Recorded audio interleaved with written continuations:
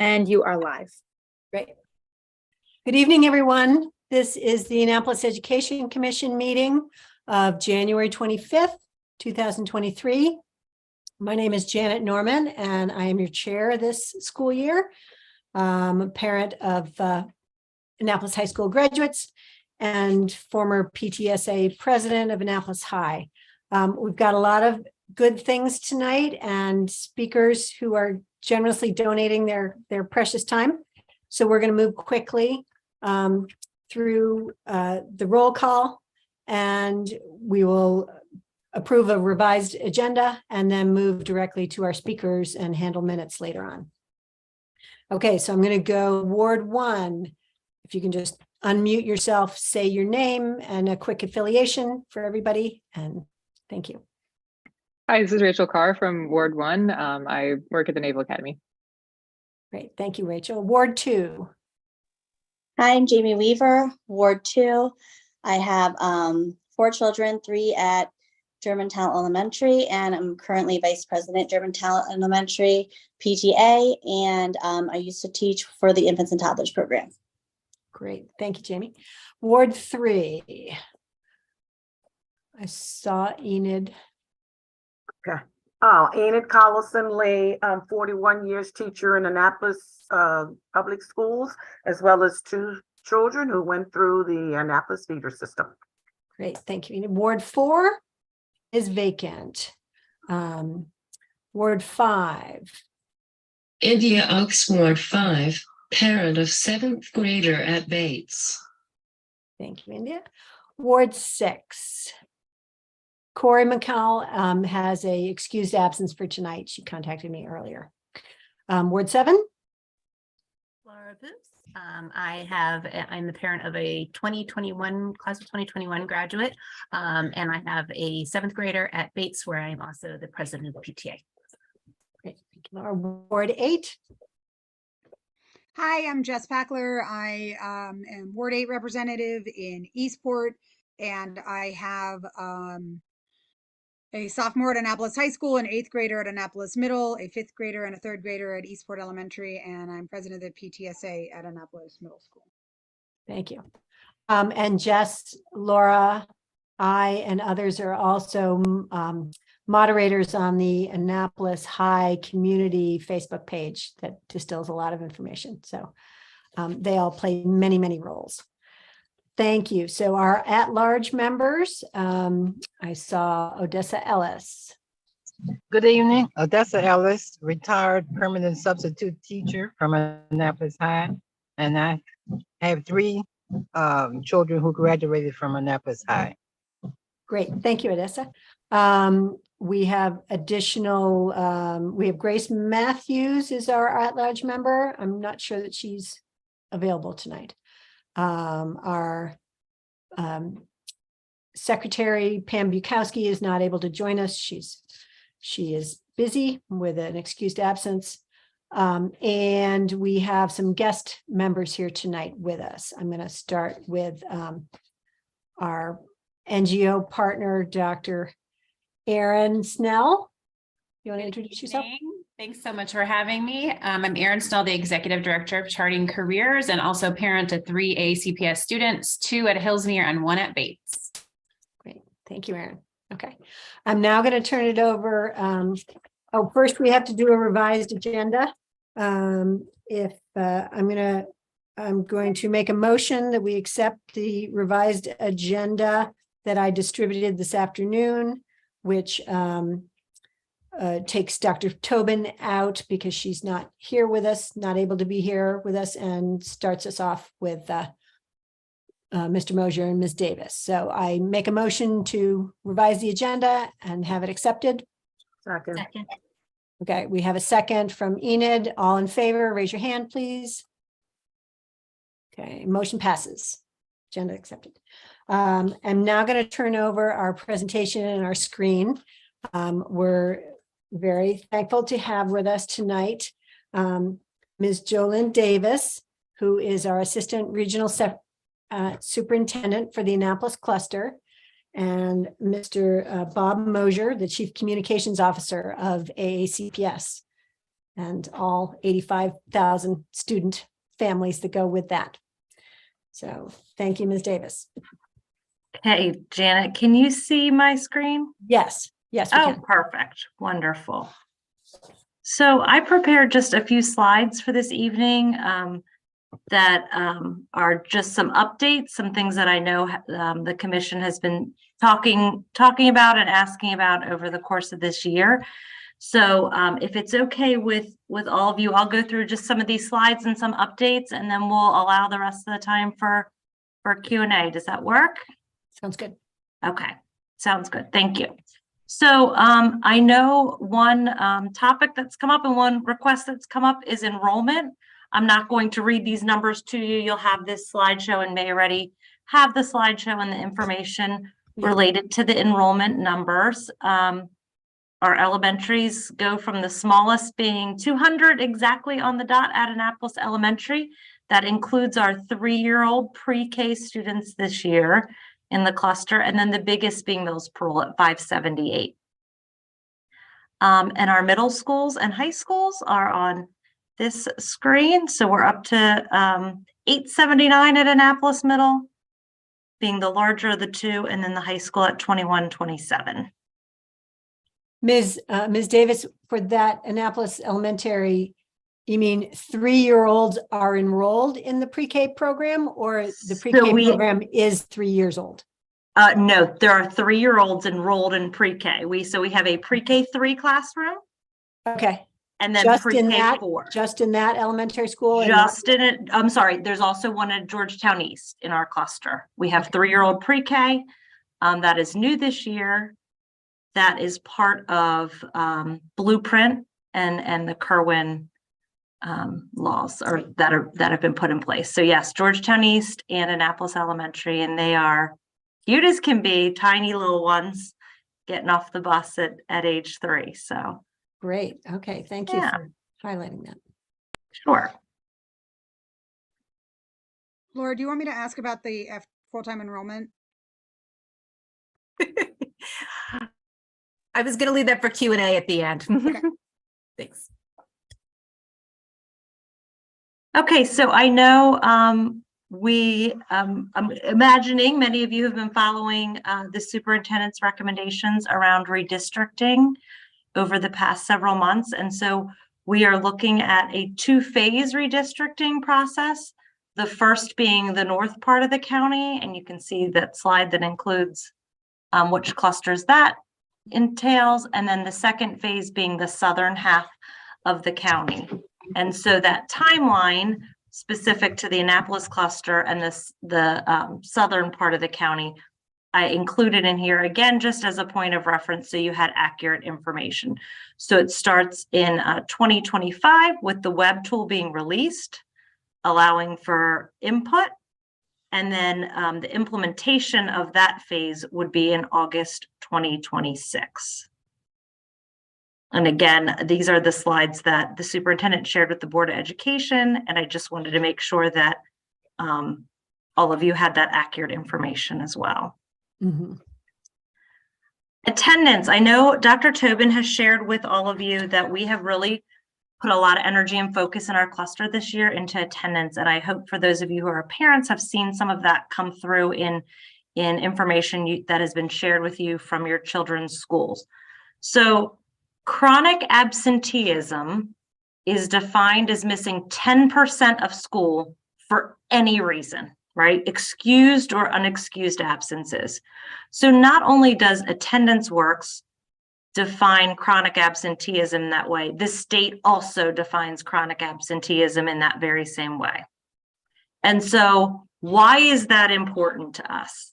It is important because if the kids aren't in school, they're not learning at the rate we want them to learn, right? It's that simple. And so 10% is 18 days. And 18 days at first sounds like a lot. And then you break it up into a marking period, and that's 4.5 days, right? Out of our 45 in a marking period, which is really 1 week of school, right? One 5-day school week, and that's chronic absenteeism. The research that's been done by countless groups and agencies, including Attendance Works. Attendance Works is really at the front of a lot of this attendance works, literally throughout our nation, says that 10% is what translates into difficulties with achievement, reading, graduation rate, right? And the same patterns hold true in Anne Arundel County Public Schools. Right now, one of the challenges we're facing is dispelling this myth that an excused absence is okay. And I think, Ms. Norman, you asked that question somewhere along the way, that an excused absence, how is that counted into it? And for all of us, I don't know how many of you went to school in Anne Arundel County Public Schools. When I was in school, enrolled in Anne Arundel County Public Schools, we knew exactly how many days you could miss of school before you wouldn't get credit for your work. And we knew that an excused absence meant you could redo work, and an unexcused absence meant that you couldn't even get credit for that work. And so our grading policies at the time were tied to attendance. Many of our parents also went to Anne Arundel County Public Schools. Many of our parents believe that, but if I send in a note, it's okay, right? And so while it is an excused absence and we're going to code it as such, it's still not being in school. And so whether you were in Disney or you were sick or you didn't have transportation or you needed to watch a younger sibling or any of the countless reasons you were home, at the end of the day, you weren't in school. And so that is really our focus in getting kids to school, no matter what the reason they've been out. So it's also important to note that it's in addition to it being really hard to close achievement gaps if kids aren't in school, it's also part of our Maryland accountability system and our Maryland report card. So there are 100 points at every level, elementary, middle, and high. 15 of those points are related to absenteeism data, specifically chronic absenteeism data. We used to look at average daily attendance and hope for 94% average daily attendance. That's no longer the case. We are looking at chronic absenteeism, really, because you can have great average daily attendance and still have lots of kids missing a whole lot of school. So how do we attack this work, right? What does the work entail? So our partnership with Attendance Works means that we have 5 community of practice sessions. Those are in-person sessions. Our student support services staff, including our PPWs, our social workers, our key counselor or two, our community school program managers, certainly our principals, some of our assistant principals come together at Annapolis Middle School 5 times a year with the experts from Attendance Works. They provide us with information, professional learning, challenges, next steps, and then in between those meetings, they coach the principals, right, and the school teams. So Attendance Works comes out to the school, they work with attendance teams. And our focus is on building those multi-tiered systems of support around attendance. So what do our interventions look like for the kid who is missed at the end of the semester 9 days, right? They're just at that mark of chronic.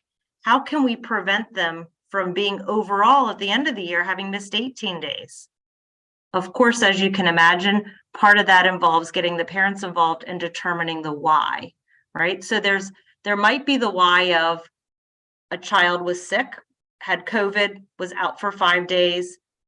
At the end of first quarter, they're considered chronic because they've missed 5 days. That's very different than many of our families, which they've had an illness compounded with other issues. And we could sit here and list, as many kids as we have, as many reasons why kids aren't able to come to school.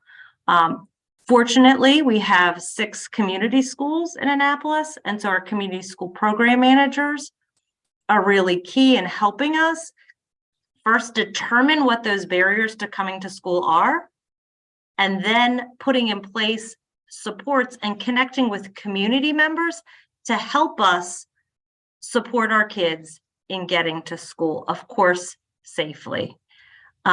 It's interesting to look at attendance in the year 2023 because the way we approached our children when they were ill in 2019 is very different, right? And so chronic absenteeism is on the rise nationwide. And parents are more hesitant and think twice, right? Gone are the days where we give kids some Tylenol and send them to school, right? And so we want, of course, our kids to come to school when they're well enough to come to school. And there's a fine line, right? In when your kid's well enough or to come to school and too sick to stay home. So that is some of the work we're doing with attendance in our cluster this year. There's still tons of work to be done. Countywide, we're seeing a slight increase in chronic absenteeism as compared to last school year. That same trend holds true for most, not all of our Annapolis schools. We've had a few schools with some decreases in chronic absenteeism. And so we're looking into that. Why is that? And it's really hard to draw overall patterns and trends because there are so many different reasons and different situations for our families and our children. So that was a lot about attendance. I do want to highlight some opportunities for advocacy and input from all of you. Tomorrow is the second of the pair of Board of Education budget hearings. Sign-ups start at 5 p.m. tomorrow night at the Board of Education. And then we have 2 opportunities for input on the Blueprint for Maryland's Future. And so there are 2 workshops, one in English, one in Spanish. And I did include the link for registration if you're interested in registering to attend one of those. Mhm. And so at this time, I'm going to stop sharing unless anyone wants me to go back to a specific slide, and I can always pull that up. So I'm going to stop sharing so I can see everyone. And Bob and I are happy to address some questions. I know Jess has her hand up. So Yeah. Janet, can I, before we get to the question, can I add Sure. one thing about the blueprint while we're on that? So in addition to the 2 in-person workshops, there are 4 webinar sessions that will focus on the different pillars of Blueprint. 1 pillar in each of 3, and then 2 in the 4th one. So those you can watch live virtually, and then they will be recorded and put online so people can watch at their leisure and then provide input in a period that runs from the 9th of February to the 19th of February. So if you can't make it to the in-person ones, that same information will be shared in those virtual ones. So I just wanted to, while we're on that subject. That's a good point. I saw that explained well in your press release, but I just wanted to know if there was differences in input available, but no. So the webinar people can still submit input as if you were there in person sitting in. Correct. And actually, if you watch the webinars, you're probably going to get a little bit of a deeper dive into each pillar than you will in the overall one at the school. Okay. Yeah. And is there a reason why the Spanish session is up in Glen Burnie instead of Annapolis? I think part of it was facilities, but I don't know what all went into it, to be perfectly honest with you. Okay, if we could ask that be reconsidered location wise. There is. I will tell you that the percentage of Hispanic students in the northern part of the county is rapidly growing, and you know, it's not a preponderance in the county of Annapolis anymore. But I don't know what went into it, to be honest with you. Okay, I'm curious what percentage of Glen Burnie High School and other North County are Hispanic now. That'd be good to know. Okay, we're going to start off with a question from Jess Packler, please. Hi, I have a couple questions. First of all, about the Blueprint meeting. Is there any possibility that, I know you said about the webinars, but those are 4 different ones as opposed to 1 meeting. And I'm wondering if there's any possibility that, given the difficulties with transportation, so many of our families in the Annapolis cluster have, and given how far Arundel and Glen Burnie are from the southern schools in the county, there's a possibility that there might be able to add a 3rd session that's in Annapolis that, perhaps has translators so that it's both for English and Spanish, but, can be accessible, because Arundel and Glen Burnie, I mean, to be honest, they're not even accessible for me, and I have transportation. I don't know, but I'll ask for you, and I'll get that back to Jan. And then my other question is, when talking about the absence, I obviously send my children to schools that are all have the absence, and we talk about the absences all the time, and you know the various reasons why and the various concerns, and it is a big issue. I know from personal experience that one of the things, right, especially right now, is that when you get COVID, you have to stay out of school for 5 days. So if you're somebody who gets COVID and then you have to stay out for a minimum of 5 days. And so if you test positive for COVID on a Monday morning, then you miss the entire week of school. And then that gives you only so many days before you are considered chronically absent. If you happen to have the type, you know, if your COVID goes longer than the 5 days and you're still sick and you're still symptomatic, then that's going to be a longer period of time. The same thing with the flu. The flu doesn't have the required 5 days, but obviously, given everything that's been going on, we don't want to be encouraging people who are symptomatic with the flu and still able to, you know, so I've had kids this year that have had both COVID and the flu. Both of them have missed substantial amount of days, but and part of that, you know, with COVID, he wasn't even symptomatic towards the end of the missing of the days, but he was still missing them. With the flu, they were. But when they're not symptomatic, there was no opportunity for any sort of virtual learning or any sort of anything. So when we're, you know, clearly we don't want people coming to school with COVID or the flu or really any transmissible disease. And with some of them, you're required to stay home because of you know, those are the rules, but then this is contributing. So I guess I'm wondering, is it appropriate for, especially with COVID, for those 5 days to count towards the absences? I understand that in terms of education, you're missing 5 days and 5 days is 5 days, but to ding somebody who's trying really hard to stay under the 14 because maybe their family also lacks transportation on bad weather days and they live in Harbor House and have to walk 1.5 miles each way to get to Annapolis Middle School when it's raining like it is today. I mean, today we didn't have school, but if it was today's weather, walking 1.5 miles in this weather when your family has no way to get you to school otherwise is a major barrier to getting to school. And, you know, so you already have these natural built-in barriers that, you know, or whatever else the other barriers are. You know, some kids don't go to school because they don't have the right uniforms or they're, you know, because they're having laundry. I mean, there's a billion reasons that keep people from going to school and contribute to these absences.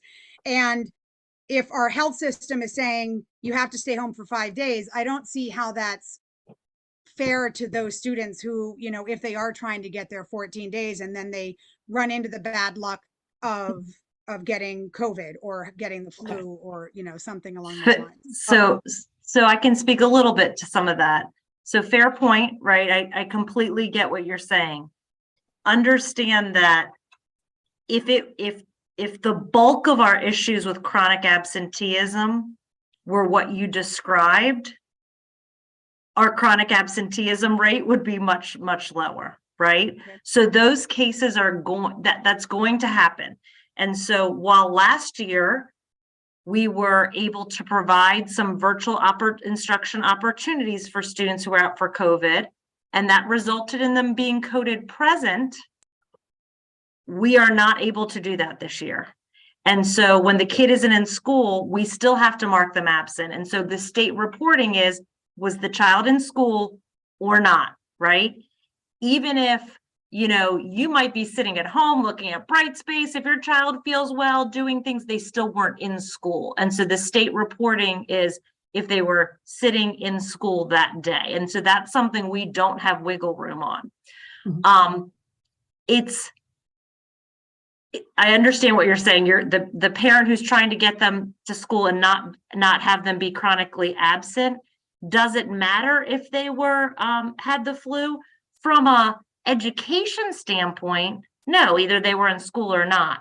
But from how we approach the situation, yes, it matters. And so if we know a child isn't coming to school because they don't have a clean uniform, then we're going to work with that family on eliminating that barrier so that if they do have the flu in their home, you could be sick for 3 weeks, right? You could have three 5-day sicknesses and still not be chronically absent if you came to school all the other times. And so we're going to work on eliminating barriers we can for families. The barriers in elementary are a little different than middle and are a little different than high school. Our secondary children have a lot more choice in the home as to whether they're going to school or not. And sometimes they're staying home from school because they have to watch other siblings or support the family by working. And so what we're trying to do is determine that root cause and then put in place an intervention for that child and or family to eliminate whatever that barrier might be. And so you have totally valid points with kids and sicknesses. And I do believe that's why systemically we've had an increase in chronic absenteeism as compared to even last year, partly because last year COVID didn't count against us because we had virtual learning available. And that's not something that we are able to do anymore. Okay. And then the Okay. other part of that is Jess, I'm gonna, the other part of that I'm question gonna is move on to Laura. and get transportation, time. and that transportation is a barrier, and that's a barrier Yeah. created by the system, right? Yeah. So that's directly contributing to this chronic absenteeism problem. Right. Right. And so ways that we can alleviate that, if you need to, in our cluster, are you working toward decreasing the radius of walking? What actions are you working toward to understand that we have, the high poverty, low income families? How is the system adjusting to make it easier for them to get to school? So as far as the radius for transportation goes, Mhm. that is board policy and regulation, right? Not something and that's uniform across the district. So that is not something that I'm in a conversation with, related to. That is policy and regulation as to how we apply that. I will tell you that every single route has a driver assigned to it at this time. There is one route that is more inconsistent than others, and that is a route that goes to Annapolis Elementary School. I can tell you that I sat in on a meeting with the principal and a community member who are working on some really creative solutions as a city to support those children in getting to school. When we look at the data, because we do collect the data on who's not coming to school because of a bus, that amount, the number of children who are not coming to school because of transportation is a tiny amount compared to all the other reasons. Okay. And I would just add real quick, Janet, so Dr. Tobin is on the policy committee, so certainly she could, or sits in on the policy committee meetings. I shouldn't say she's an official member of the policy committee, but certainly you could approach her about that. But just to the first part of your question, decreasing the radius for walking actually puts more students on school buses. Yes. So That's that- the point. Right. I understand Right. that. So that may exacerbate your problem is what I'm saying. It might exacerbate the current problem with the lack Correct. of drivers, but in the long term, when you have 500 plus students at Annapolis Middle School who have to walk 3 miles a day, regardless of the weather, to get to school, I mean, that's, everybody who lives in Harbor House, Eastport Terrace on the other side of Madison Street and all the way down have to walk to school every single day, regardless of the weather, regardless of the temperature, regardless of the quality of their outerwear or their shoes or anything else. I was And just addressing the current situation, Jess. yeah, Right. All right. Thank you, Jess. Quick question to Laura. And Laura, I'm going to tell you, I'm getting little warnings that my connection is unstable. So if I freeze up or go, can you take over, please? Will do. Good luck. May the force be with you. Mhm. All right, I had hopefully quick questions. First of all, I'm excited about the rollout of the Threes program. That's really great news. Can you tell me, is that a full day program or a half day? It's full day. Okay. And then how do we determine which schools we're getting? It was just basically that they had space for a classroom, or will eventually that roll out to all of our schools, or is it only going to select schools, and how are we determining which ones? So there's a blueprint committee that is addressing pre-K expansion. And so some of it has to do with funding and staffing, right? And I'm not sitting on the pre-K committee, so I'm not as fluent as perhaps some others are. I can tell you a primary driving force is space in the school building. So you heard me say Annapolis Elementary and Georgetown East. Those are elementary schools that have the most space. If we had three pre-K teachers, three-year-old pre-K teachers that were dying to teach at Eastport, I couldn't find a room for them, right? And so we have to go where there is space. Is that something that will be taken into account then as we consider new buildings moving forward? Like as we look at construction, but like I know Hillsmere isn't even open yet, but I know when we were looking at the plans for that, even though the blueprint had passed at that time, when those plans came out, there was no space for a 3-year-old pre-K classroom in that floor plan. So even when that building opens, a brand new building, there will be no room for a 3s class. So Laura, the answer to that's yes. And in addition to that, so in its legislative program, the board has 2 priority focus areas, and one of them is enhanced assistance from the state for pre-K classroom construction, so that we don't end up in the situation like we did with full day kindergarten, where it was enacted in 2007 and it took us till 2022 to build it out. Right. Okay, that's exactly why I'm asking, because you're right. There has been a disconnect between the size of the buildings we're allowed to build, but then we're told expand pre-K, and it is a disconnect at right now. Was it Davidsonville Elementary that literally opened up with trailers, brand new building that opened up because there was no space that was when we went from half day to full day kindergarten and there was no room. I think it was Davidsonville, but I know one of them. And Nantucket is another good example. Just a few years ago. Laura, your second question? Okay, second question was, can you just explain the difference between total enrollment and full-time enrollment? I know I should know this by now, but I never quite understand what the difference is. Bob, do you want to take that one? Sure. So I'll do it as best I can because I'm hardly the enrollment person. But I know. So back when we had half-day kindergarten, right? Because we don't have that anymore. So back when we had half-day kindergarten, if you have 20 students in morning session kindergarten and 20 students in afternoon session kindergarten, they each count a half. Yeah. So when you do the calculations for the school, there are 40 bodies, but for funding purposes, those 40 only count as 20.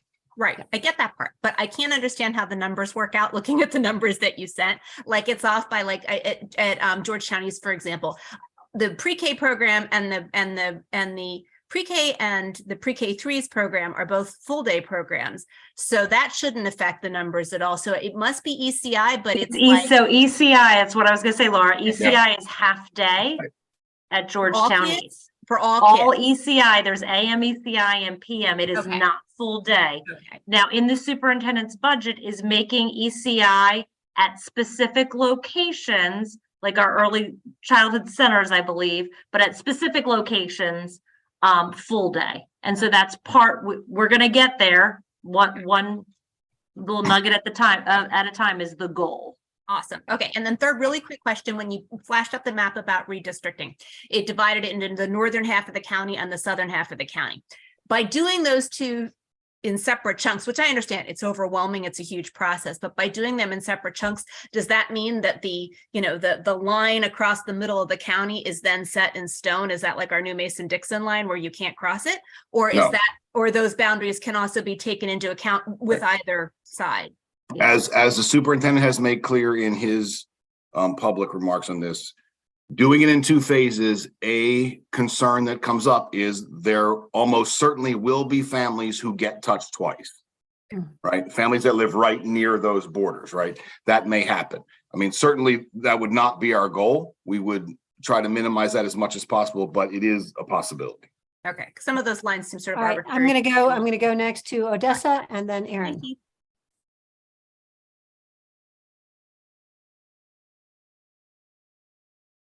Okay, Odessa, can you turn on your microphone? Sorry. Ms. Davis, the Maryland Blueprint is calling for pre-K in all schools. Can you explain that to me? And how closely are we following or trying to implement the Maryland Blueprint for community schools? So there's a lot that goes into Maryland Blueprint. So as Bob alluded to, there's a bunch of different components. Community schools is one component, pre-K is one component. There are countless other components to it. So community schools, the state determines at which poverty level we are funding community schools. And so each year we have added a few based on direction from the state. And Bob, please correct me if I'm wrong. No, you're right. So we are awaiting, while we have an idea of which are the next schools we will add, so that we will lower the poverty level, right? So we started with Tyler Heights and Mills Parole, those being the highest concentrations of poverty in Anne Arundel County. And then we lowered it a little bit the following year. And so over those years, we've been able to add all 6 Title I elementary schools in Annapolis. So Anne Arundel County Public Schools follows that based on state guidance. So they set that poverty level. So next year, my understanding is that our new governor is passionate about funding community schools. And so we are awaiting direction on that next group of schools that will be included. Is that accurate, Bob? That is Okay. exactly accurate. And so our budget team is going, the governor just released his budget proposal on Friday, as you know. And so the General Assembly is now working through that. But Ms. Ellis, to reinforce something that Mrs. Davis said, right? So the state sets the criteria. So you either are a community school or you aren't, right? It isn't a, we would like you to be a community school. It's not, you have to meet a certain set of criteria.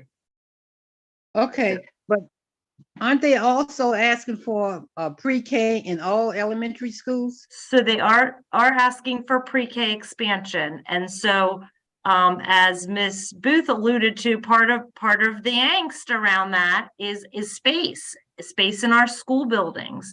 And so another avenue that the state has provided us is for us to give pre-K money to private pre-Ks and have that serve as pre-K.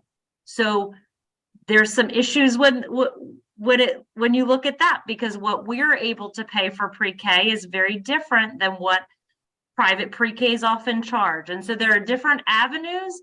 The goal ultimately is expansion of pre-K, and we continue to expand pre-K to the fullest extent we possibly can each year. And so there's no hard deadline, like next year, every school has to have a pre-K. It's Right. more a rolling deadline for continual expansion. And what's a private pre-K? Like, I'm just trying to Childcare think, a center? church, actually it can't be a church, but any private Heritage Learning daycare Center? And Yeah, in our that- community, would Heritage Learning Center Yep. be one of those Yep. private pre-K things? But Okay. there's a So- reluctance on private providers to do this because they have to meet, right? They got to pay our salaries. They got to use our curriculum. And part of Certification. the whole reason that Heritage, just to use your example, Janet, right, is Yeah. they're doing their curriculum. And so Right. there's been some discussion with our legislators at our legislative breakfast a little while back about maybe tweaking that, but I would not expect major changes to Blueprint this session. Okay. Matt, excuse me, I'm gonna Justice, I'm gonna sorry. go to Aaron Sure. and then Enid, are you? I'll Yeah, I get just to- wanted to ask Madeline, Sheila's waiting to get in. I just want to see if she could see her in the waiting room. Thank you. Thank you, Enid. If I can see who in the waiting room? Alderwoman Finlayson. Yes, I sent her the prompt a little while ago. I can try sending it again. Okay. Great. While you're doing that, I'm going to move to Aaron Snell for a quick Thank question, and then you. I'm going to ask a question. Yeah, just real quick, is there an updated, I know I've seen in the past a really nice document that has Annapolis feeder schools and their farms rates. And I was just, where I was looking online, is there an easy place I can find it and go to on the website? I don't know that it's online, but I can get it to you tonight. Okay, I'll- that'd be As awesome. soon as I can log off here and access the rest of my documents, I can get it. Thank you so much. Yep, Thank, sure. thank you, Bob. We also had, when you sent the enrollment data to me and you sent it to Kara McCandless, she had done a table that I was trying to upload that also had the utilization rate of the school. So Annapolis High School, with its stated enrollment of 2127, which is a little lower than the the school administration reports being present, was at 102% at that stated enrollment level. So it identified the 4 high schools in the county that were over the 100% utilization. So having that utilization percentage is very helpful also. And just to be clear, the enrollment data that Mrs. Davis provided is our official September 30th enrollment. So I'm not surprised that it differs from whatever you may have gotten from the school last week. Right, the day-to-day, you know, what Yeah, they have exactly. now Yep. fluctuates by tens of students and more and stuff. Okay. All right, so Erin, that was your question. I'm gonna ask a few things. One, as we move into redistricting, this has been brought up at the Education Commission prior. We as a low-income community are being punitively reflected in our school rating score because of our chronic absentee rates. So if your family is more frontline workers and you are exposed to more illness and you don't have the luxury of working from home like many of our other cluster families did, then we by nature have higher chronic absentee rates and we get ratings like 3 out of 10 for our high school that has stayed. And I think we need to do something, whether we protest at the state level that these are not appropriate measures to rate a school by. Like if you want to do it for remediation and you want to look at our chronic absenteeism to do actions like Ms. Davis is taking, that's great. But if you want to use that data as a way of saying, hey, your school is bad, I think we need to protest against that and try and get that changed. Because you're going to, you know, just like you had in Vernon Park, you're going to have people who don't want to be districted into or out of or with Annapolis kids because of these false perceptions the ratings stimulate. So I'd like to know what we can do within MSDE to change how they define, you know, chronic absenteeism and how they use that in the rating system. So chronic absenteeism is part of our Maryland State Report Card data. I believe Right, but it's a regulation set by MSDE of how they define it. Yes, absolutely. This is driven by MSDE. And the number of points or percentage of those total points is also allocated by MSDE. And so it's 10 points, 10% of the overall score for every school. So I would suggest that your avenue of protest, to use your word, is the state board. And there is now a teacher and a parent on the state board. So that would be my suggestion to you. And while I'm unmuted, I just sent you, Janet, the farms data. Okay, great. I will circulate that to the whole commission. Okay. Great. Does anyone else have a question? Because then I have some additional questions. Laura has her hand up. This is a quick one, just because we were talking about community schools. Are you aware of any possibility of expanding that from the elementary level up to middle school and high school? I mean, I know there's a lot of like sort of wraparound services that we're providing to families in 5th grade. And then all of a sudden, oh, great, now your kid's in 6th grade and you don't get any of those, you know, services anymore. You're spot on. And so Blueprint does not delineate between level when it comes to community school. It is a free and reduced meals percentage. And so if the school, no matter what the level, falls within that farms rate or higher, they become a community school. And so we certainly see that in Annapolis, where the resources and supports due to Title I and community schools in our elementary are much more concentrated supports than we have in our secondary, where the poverty isn't quite as concentrated. And that's the language of Blueprint, is concentration of poverty. That's the grant that provides community schools and those resources. Okay, thank you. I'm going to go to Alderwoman Finlayson. Thank you. And I would like to thank Madeline for finally letting me in. I just wanted to say thank you to Ms. Davis and Mr. Mosier for the clarification on chronic absenteeism. You know, that has been a policy for many years. It's not new. And it is based on academics. So it's not an arbitrary decision. Also, the clarification on redistricting. We know that that's going to be a tough one, but the superintendent is looking system-wide, and we should support that approach because it's the proven one. So I just want to say thank you to both of you and Ms. Davis particularly for the presentation this evening. Thank you. Thank you, Alderwoman. If Welcome. I could just add one real quick thing, Jen, I know you're trying to get to Yeah. Jess. Just on redistricting. So just a key point because it involves the condition and the renovations of our schools, right? We have 16,000 empty seats in this county. 16,000, right? So that's 7 high schools or so empty. And the county council and the state funders have made really clear to us, right, that they're not going to continue to give us funding with all those empty seats. So that's the impetus behind this. Mr. Mosier, can you clarify, because when Annapolis Middle School's capacity was, you know, during the redistricting between the middle schools and such, and I walked around the school with the then principal, are we still being kind of held to a crazy, unrealistic standard of capacity at Annapolis Middle? That Well, I don't know about crazy unrealistic. I don't know if I'm going there. okay, well, so Capacity is a cafeteria, formulaic thing.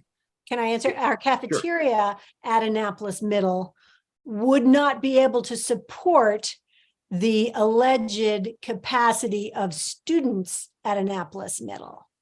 So how has that been reanalyzed to try and find a way that so many seats are not actually empty there? Sure. So I'll ask facilities and I'll get you a better answer on Annapolis Middle specifically, but just the short answer is that capacity is a very formulaic driven endeavor, right? You have this many square feet and this is the age of students you have here. That's how many kids you put in there, right? And it also doesn't count portable buildings, portable classrooms. They're not counted into state rated capacity. Right.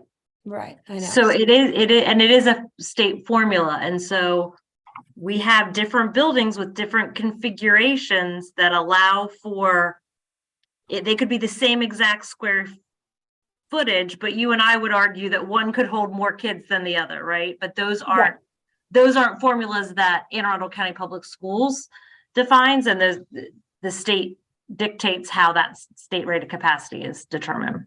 Right. So even if we have a given state rated capacity according to the formula, I would assume that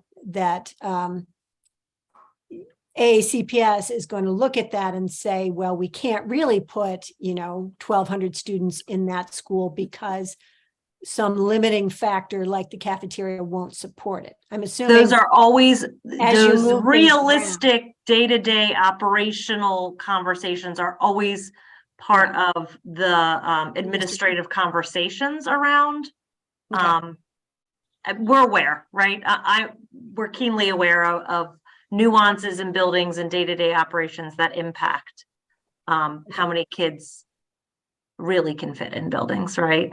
Yeah, it's And just it's when hard. There's shown no in real formula. When it's shown in a table and people point to Annapolis Middle and say, why are my kids being redistricted from Southern Central or, things, when Annapolis Middle has all that space, and it becomes a difficult conversation. So I'm going to move it to Odessa next and then Jess.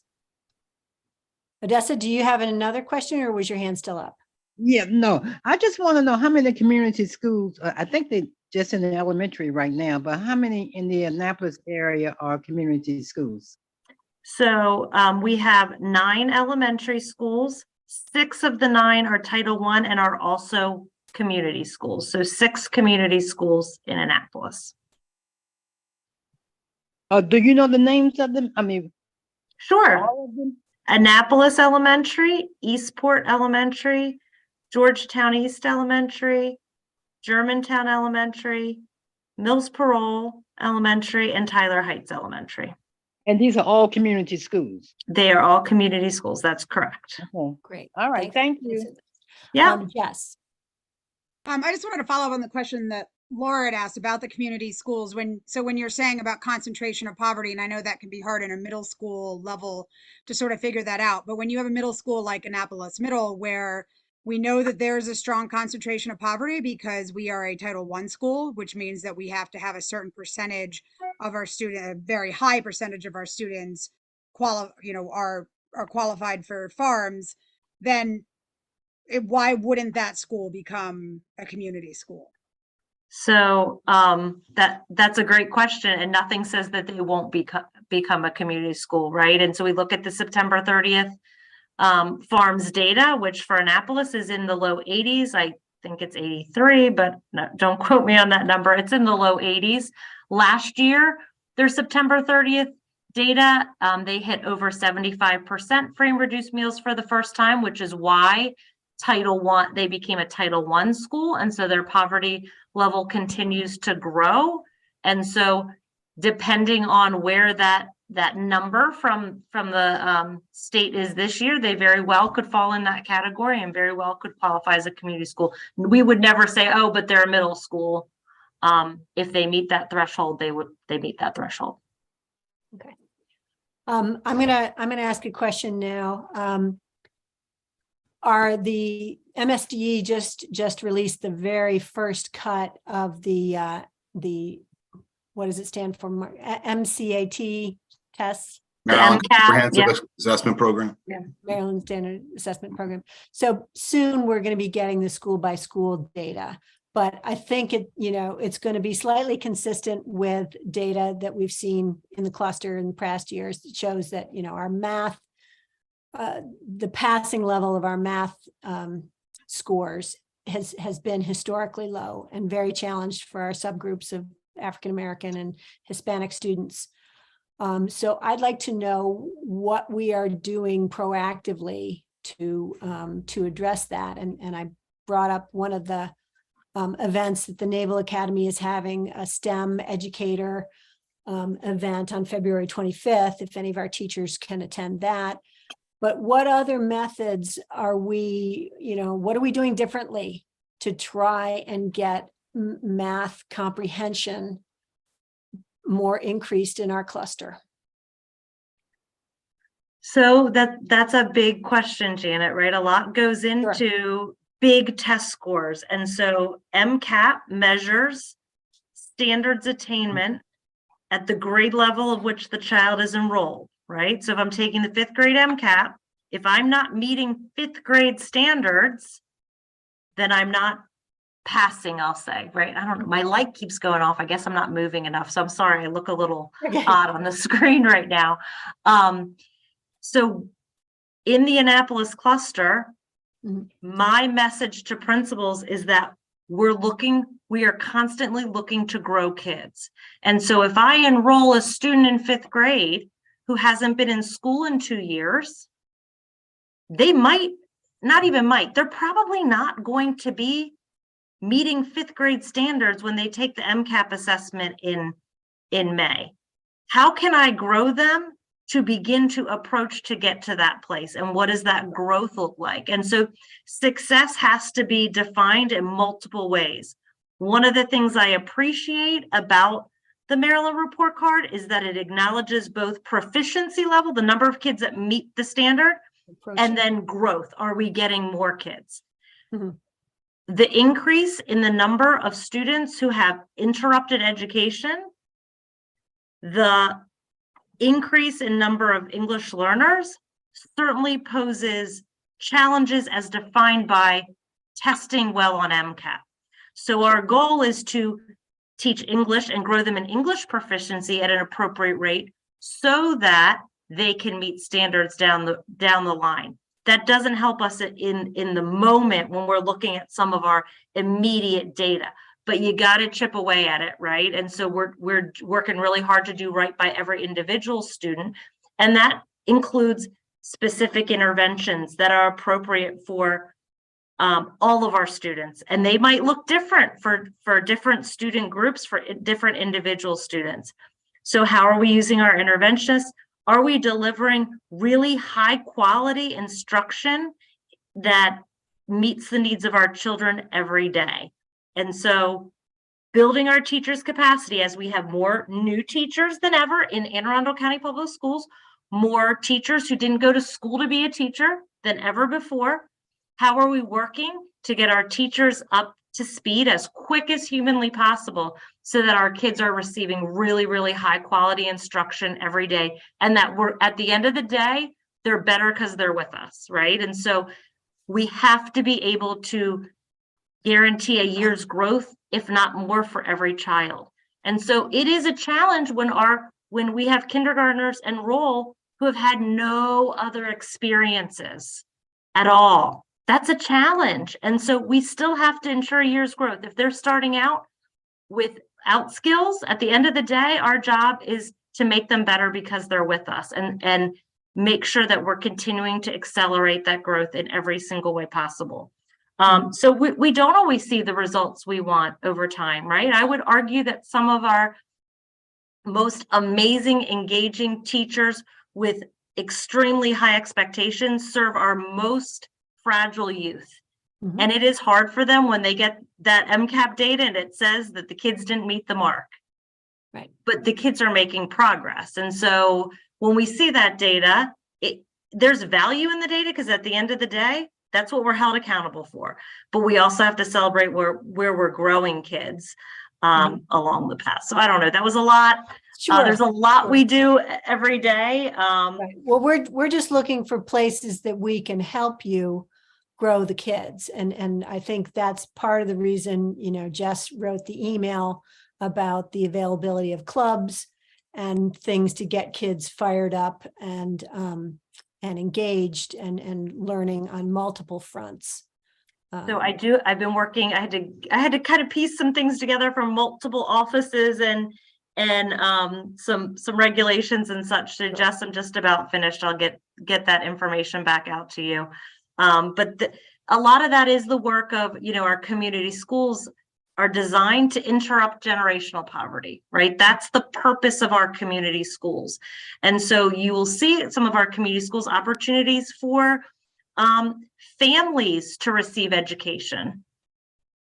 Again, in an effort to interrupt generational poverty. And so we can provide through community schools some clubs, some wraparound services, but really the mission is to match community partners, our nonprofits, our different community agencies to families, or to use them to help us support families in wraparound services and all of those other things, and give our kids the experience that many of us on the screen have been able to give our own personal children in an effort to interrupt generational poverty, because we know those things are so important. Those extracurricular experiences and that exposure is so important.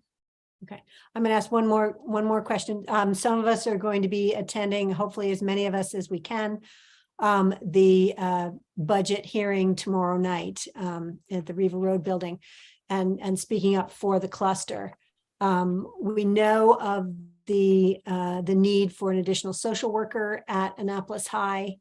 We also know of the need for, as the school is overcrowded, how best do we manage, very crowded hallways, bathrooms, additional support workers? Now, would those be the pupil personnel workers who are helping manage hallways and behaviors and bathrooms? Or what kind of support positions handle? So I believe earlier this year, Ms. Jackson shared with you the list of all the support staff we have at Annapolis High School. Am I correct? I think that was on there. So pupil personnel workers deal with truancy and our most severe chronic absenteeism. So we're talking about kids that haven't come to school but 2 days this school year, right? Those really intense cases. That's their primary role. Okay. When we're looking at daily discipline and engagement with students in hallways, those positions are student advocates. Okay. with student advocates are a unit 4 teaching assistant position, and then all 1 teachers who are, we'll say, behavior specialists that are full release teachers. Okay. Certainly, the addition of an assistant principal at Annapolis High School this year has been a tremendous asset. And we do, every school would say they can always use more of everything. But we do have a really awesome behavior support team that's how I would include advocates, alternative 1 teachers, assistant principals. We have a healthy working, strong behavior support team at Annapolis that I'm fortunate to work with. Yeah, we think they're doing amazing things. We just think they're spread very thin, and a lot of the bathroom monitoring and other hallway issues that we want to prevent things from erupting would be good. Jess, you have a quick question? I do. Back to what you were talking about with the MCAT scores and everything. Obviously my kids attend a school with a rate where the numbers don't match what's happening on our day-to-day basis, right? I mean, our teachers are phenomenal. The kids are receiving amazing education, but when you put them into the system that's designed for, English speaking families with 1 or 2 college educated parents who have been reading to them since the day they were born, that doesn't look like our school. And so we talk a lot about that, right? We have this conversation. We just had a big discussion about that with a bunch of the parents, and it becomes a discussion within the community. I don't know if I should send my kid to Eastport Elementary or any other school, whatever, because it has a great schools rating of 3. And then, so for 11 years, well, probably like 9 or 10, because I had to get educated first, was but it's great. The great schools rating of 3 has nothing to do with actually happening in our schools. But I know that there are other metrics, right? Like I know that we had, I don't know the right letters or whatever, but we had 30 behind level students in 2nd grade, and now they've come to this level by, and I'm wondering, is there a way that ACPS, that we can sort of market better for our lower grade schools, our lower, quote unquote, lower performing schools that may not actually be lower performing? It's really about where the kids came from, so if you have a kid who's been read to since day 1 and they start kindergarten, that's going to look different than a child whose parents don't speak any English at all and they don't speak any English in the home, and their first real exposure to English is on the very first day of kindergarten, right? That child, most likely in 2nd grade for the testing, is going to have a different level. And I'm wondering, sort of, what are there ways, or are there things that we can advocate for, ways to publish different metrics, ways to get the word out there that these numbers don't reflect what's going on. And on a daily basis, I often get asked, well, somebody actually just asked me the other day, and I meant to ask the principal about this. They have a 4-year-old who they're considering sending to Eastport, and they called the front office and were told that they can't do any tours. Well, they can do tours of all the other schools, and not other public schools, but all the other kindergartens that they're looking at, the private kindergartens. And I feel like that not being able to come in and do a tour, and I don't know if that's, accurate, because I didn't, like I said, I didn't call the front office to ask and to follow up on that. But, getting people who are considering attending our schools in the door so that they can see what's actually happening inside the schools, rather than just seeing what's on a great schools rating that doesn't accurately reflect us and doesn't accurately reflect our schools, is really important. So I'm kind of touching on a couple different things here, but one, I think it's really important. I mean, the main point, I think, is that it's important that we find ways that we as an education commission, and we as a school system, and we as the Annapolis cluster can better promote our schools from elementary through high school, because what's publicly available doesn't accurately reflect how amazing and awesome our schools are in the Annapolis cluster. And so I'm just wondering what we can do, how we can help you, sort of what the rules and restrictions are, I guess.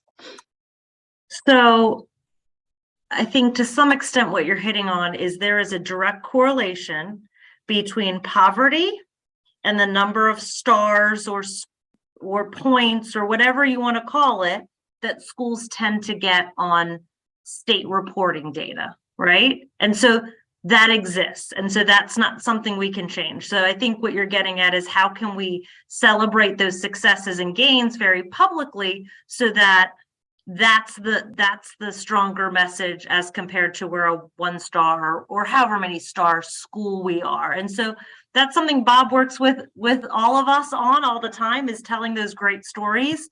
And so there's still work to be done on that, right? So we're still on that journey. I will say we tend to not give tours for a lot of reasons. When parents call and ask, last year I did have a principal do an open house at the same time private schools were doing open houses, and had a panel of parents available to answer questions. And she advertised it, and there was, I think she had a whole panel of parents. There was only 1 or 2 parents who came to ask those questions, but the principals do work hard to be creative in their own ways, in their own styles, and what works for them in their school, to continue to celebrate the great stuff.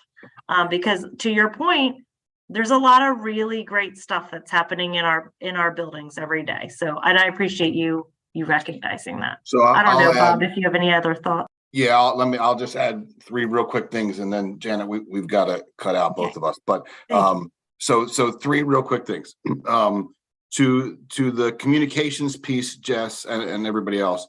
So we are working with Dr. Pugh and the community schools teams very closely, because largely the schools you're talking about are ones that are going to fall, either currently do or will soon fall under that umbrella. Secondly, we hope to add another person to our communications office who will be bilingual this year. We have found the savings elsewhere in the budget, so there's no additional cost to that. We just need the FTE.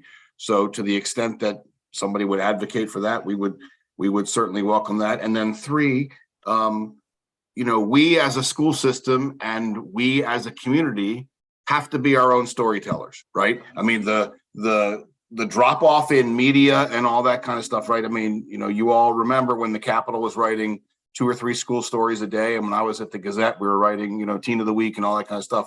Those days are gone, right? So if we don't tell that story, somebody else will, and they'll tell it in a way that we don't like it, right? And so that's the rating piece, Jess, that you were just speaking to. So, we're trying to add where we can and refocus some things on our end, and certainly to the extent you all can, and anybody else can add to that storytelling, we would welcome that.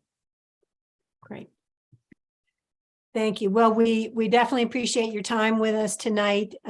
We'd like to, follow up with any questions that commission members have. And when you get information to us regarding the club's questions, we will circulate that to all our commission members. We also look, if you have any additional help for our families who are going to be doing scheduling night at Annapolis High, it's difficult for them to plan out a 4-year schedule, which is what you really need to kind of maximize your kids' transit through the high school system with the few opportunities for electives and all the requirements and stuff. So the more support we can give our families, because I've sat in on counselor meetings with some Spanish speaking families and helped try and pick courses for them, knowing what would be best for that student. But a lot of our families don't have that support for picking classes of what's best for them or what they could pursue. So thank you for being here. And we wish that lots of people will speak up for the Annapolis cluster tomorrow night, and they can still send in emails to boardoffice@aacps.org. Absolutely. If they just put in budget hearing ideas. Absolutely. Right. The board's going to strike its budget. The plan is the 15th of February. So, I mean, certainly to the extent that anybody wants to weigh in before then, and then for anybody going tomorrow, You can sign up beginning at 5 Okay. at the board. Yep. Great. Yep. Board office at aacps.org. You can send Correct. your emails to the Board Yep. of Education. Yep. Great. Thank you all. All right. Thanks, everybody. Appreciate it. Thank you both for coming. Really helpful. Appreciate you taking the time.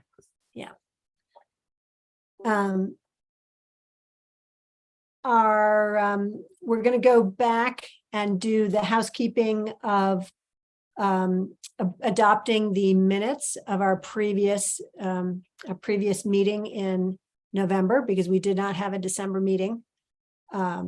We circulated the very good minutes that Pam Bukowski had given us. Does anyone have any revisions to those minutes that they want to propose to me now? Okay. Jess, do you have your hand up or? No. Okay. Seeing no revisions, I'm going to make a motion that the minutes are adopted as presented. All in favor? Is there a second to the motion? Enid, anybody want a second? Okay. We have a second. All in favor of adopting the minutes as presented? Minutes pass. They are adopted. Thank you. Next, we're going to go to what's on our agenda as public testimony. I don't think we have anyone who has submitted public testimony to us at this time. So I'm going to move into number 6 on the agenda is our partner discussion from Dr. Erin Snell of Charting Careers. Breaking up and Blueface started like trying to get Krishan Rock jealous by saying that the baby mama is a good mom and that he's Hold on, I can't. Enid, do you have is your thing on? I'm trying to. Whose microphone is that's catching sound? Enid, I think you're unmuted. Okay. So Ms. Amanda Campbell of Seeds for Success was not able to join us as she thought. So we just have our lovely Charting Careers Executive Director, Dr. Erin Snell. We do not just have. We just have more time. We just have more time for Charting Careers, Dr. Erin Snell, to talk with us about their many programs. Thank you so much for having me here tonight. Just want to shout out the city too. We're so grateful for the city's extensive support of our nonprofit, both financially and just in other support. So thank you, city and Alderwoman Sheila Finlayson. Also just wanted to shout out, I was able to connect with Seeds for Success today, and we were just catching up a bit. And I know they also need lots of volunteers too. So I'll be talking about our need for mentors, and they also have a need for mentors. So please also feel free to go to their website, I'm sure too, if you have interest in volunteering and supporting a young person. If it's all right, I'll go ahead and share my screen and do a quick PowerPoint. I haven't done one of these in a few years. I was realizing it's the pandemic and all of that. So I'm excited to be back. And some of this might be stuff you already know, and some of it might be updates that might be newer. So I'll try to be quick, and feel free to ask questions as I go. Thank you. Yep. Sharing my screen. All right. Can you see that all right? Yes. Okay. So our mission has actually been updated maybe since the last time you've checked us out. So our mission is to inspire youth to discover their power and reach their goals. And we do that through transformative mentoring, life enriching opportunities, and family partnership, as well as by serving as champions for equity. So we work on both an individual sort of family community basis, as well as thinking about the systemic factors that are often barriers for many students and families in our community. All right. And as I think everybody here knows that, no matter where a young person is from, they have tremendous potential, and that your income and zip code shouldn't determine the opportunities you have. And so we believe all young people deserve to thrive and experience wellness. And so that's why we're here, to help promote that. We were established as a nonprofit in 2018. We currently have around 45 students in our kind of longitudinal model program, but we're serving another around 35 families with another 89 children through our, what we're calling our community impact teams program. So that's through neighbors who are leaders in their neighborhoods supporting their families. And I will talk more about that in a bit, but wanted to mention that. We are pretty much all part-time staff, close now to some full-time staff. You have a strong and diverse board, 40 plus volunteers, different tutors, mentors, people on committees. And again, just grateful for the city and our community's support. Our model is longitudinal. So we're serving, our goal is to serve starting now in second grade, second graders through elementary, middle, high school to college or trades and beyond until that young person is settled. We have right now 11 students who graduated from Annapolis High School who are all now in college, who we are still connected with. We put our young people at the center. So we think about them as the center, and then that all of our supports kind of fit around where their needs are, including the mentoring, that educational experiences, college career readiness component, as well as that family partnership. And then all of that's kind of situated in this, how do we help be partners to promote equity and help kind of dismantle a lot of the barriers that are present. Our staff has grown a lot over the years. So I'm the executive director. Latika Hicks is our mentor coordinator. Ashley McKell is our education director. Stacy King's our family partnership coordinator. For the first time, we were able to hire a finance and administrative support specialist in February. So that's been great. Relinda Wimbush just joined our team, and she's helping with our college students. Candace Henson, who also works for ACPS, helps do some part-time work supporting families. And then Sarah Blazer is our lead literacy tutor, reading tutor. And then in our community impact team, so leaders that live in the neighborhoods where a lot of our families that we support and partner with live are Dorothea Abrams, Renitra Anderson, and Ron Shea Clark. So in terms of program components, we have mentoring, and we work to provide one-to-one mentors for our middle, high school, and college students. Our elementary school students have tutors that they're working with. These relationships the mentoring starts at our after school program so that there's a safe place to build a relationship with a trusted adult. And then once that relationship has sort of bonded, then the mentor mentee are able to go out and do things in the community together, go to the library, go to museum, those sorts of things.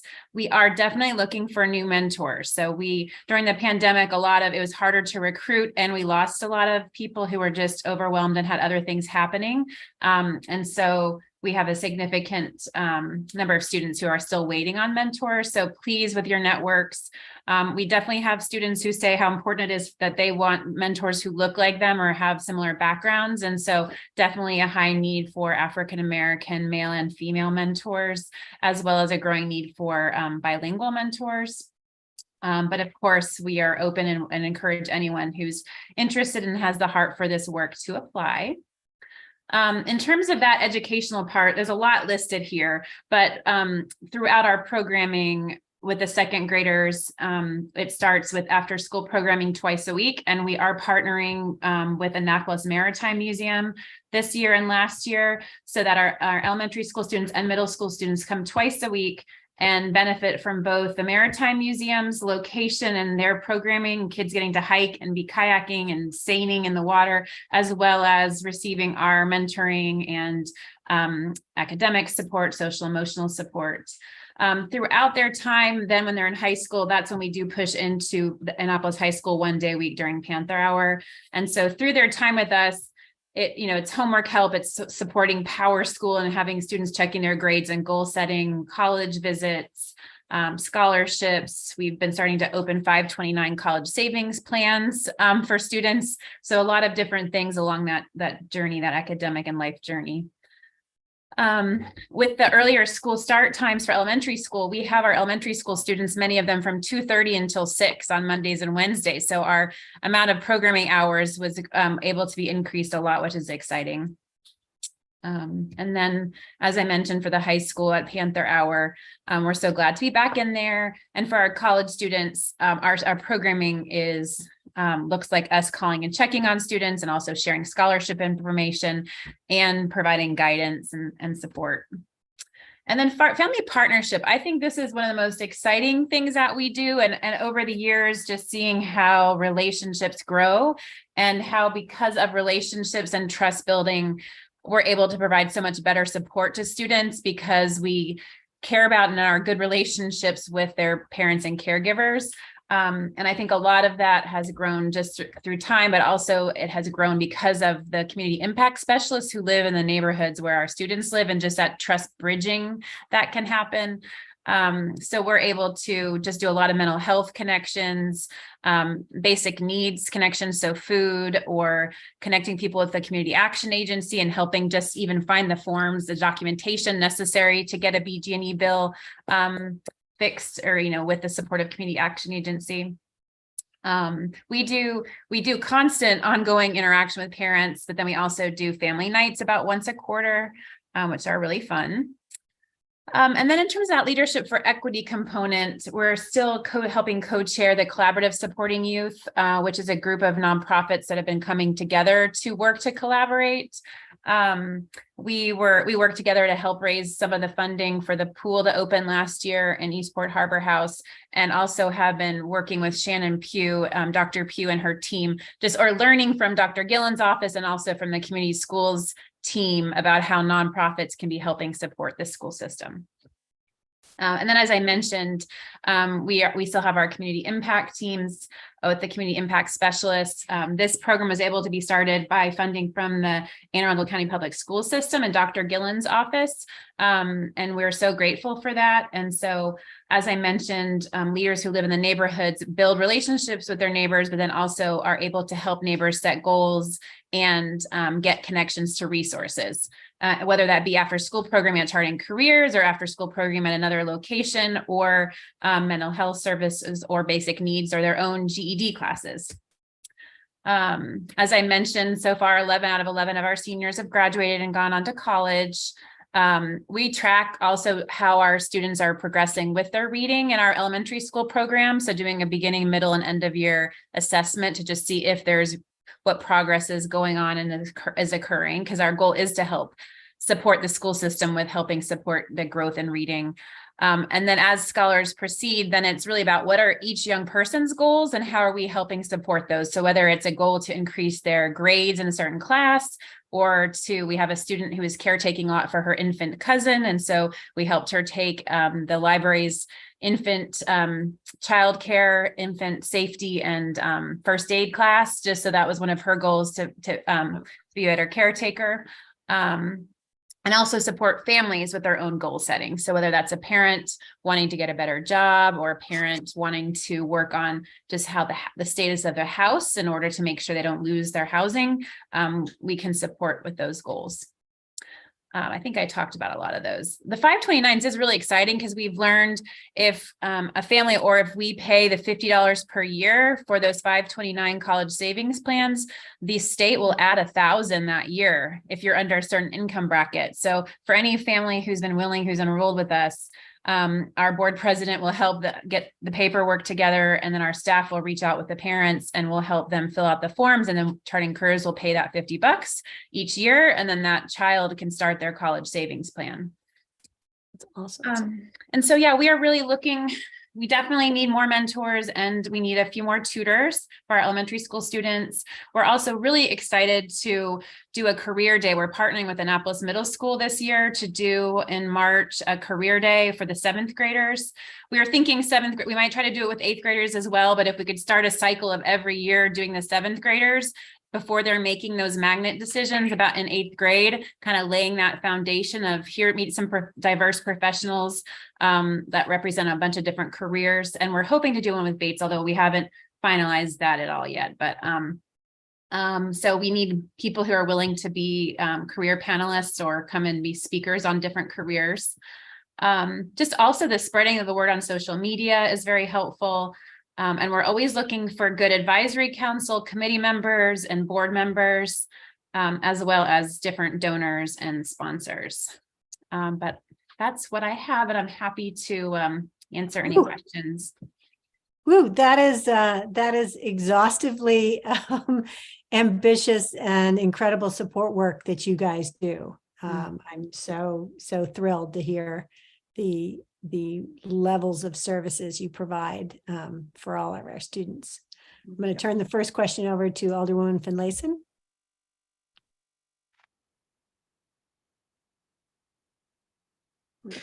Thank you. I have my iPad in the wrong place tonight. I have to reach across it to turn the volume on and off.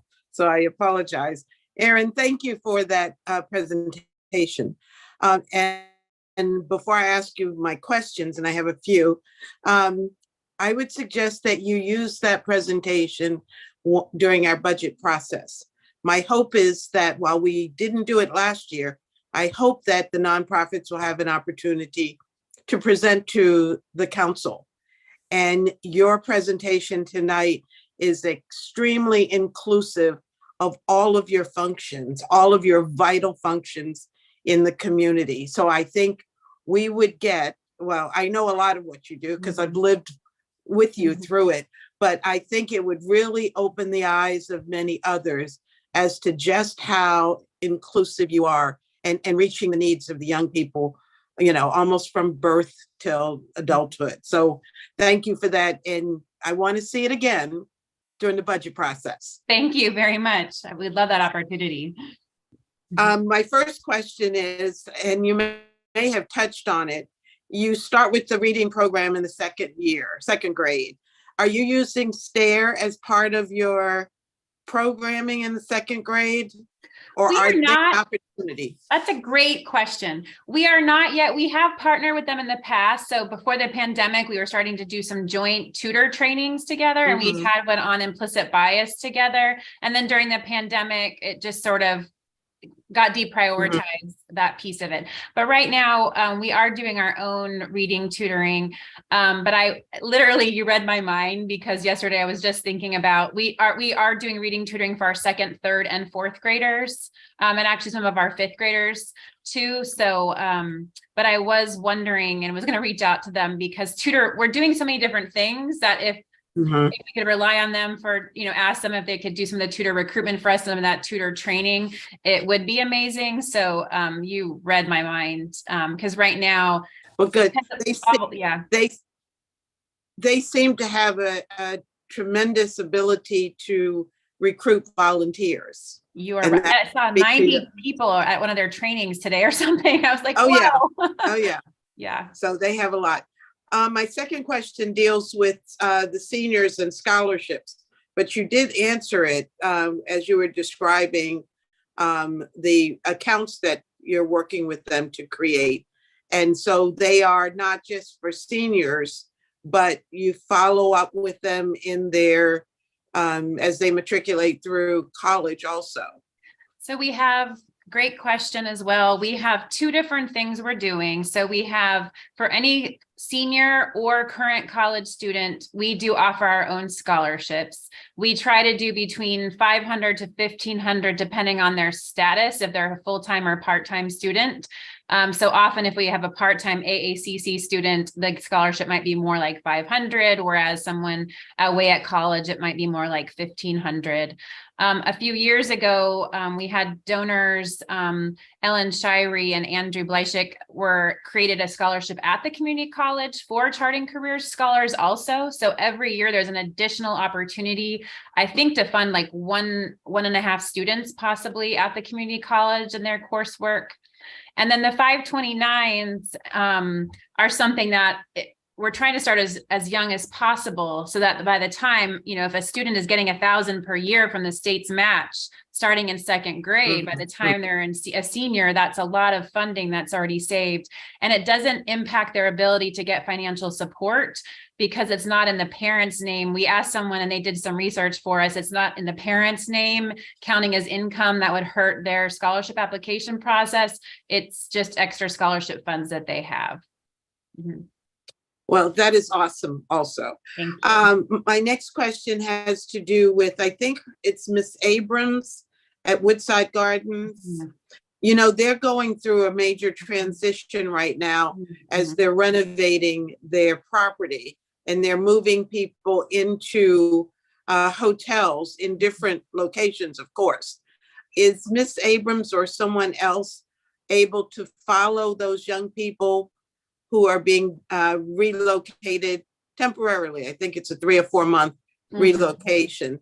But is she able to keep up with them to make sure that their needs are being cared for? She is doing her very best. And so I know it was awkward for her a bit to be going. So, but I think she was still, I know she helps the students get on the bus safely in the morning, because a lot of times there's a lot of kids waiting for the bus, and sometimes kids kind of standing in the road. And so I know that she, even though when she herself was not staying in the neighborhood, was still, I believe, going there to the bus stop in the morning to help make sure that the kids were safe. And I know she was keeping up with as many families as would be responsive to her. As they've been shifted. So yes, and she's such a wonderful asset for the community there. Well, suggest that she reach out to me if she has issues, especially as it relates to those who are relocated to hotels temporarily. Right. Yeah. I will. Thank you so much. And my last question has to do with the requirement for mentors. I know in some situations they have to have background checks and the like. Do you have such requirements for mentors?